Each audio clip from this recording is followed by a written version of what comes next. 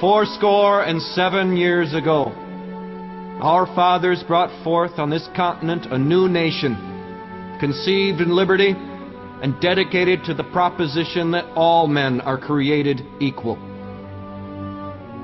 Now we are engaged in a great civil war, testing whether that nation, or any nation so conceived and so dedicated, can long endure.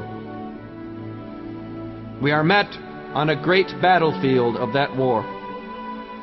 We have come to dedicate a portion of that field as a final resting place for those who here gave their lives that that nation might live. It is altogether fitting and proper that we should do this.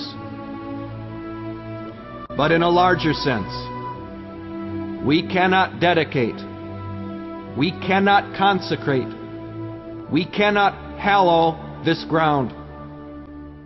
The brave men, living and dead, who struggled here, have consecrated it far above our poor power to add or detract.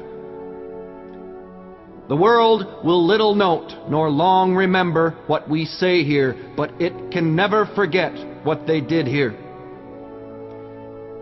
It is for us, the living, rather, to be dedicated here to the unfinished work which they who fought here have thus far so nobly advanced.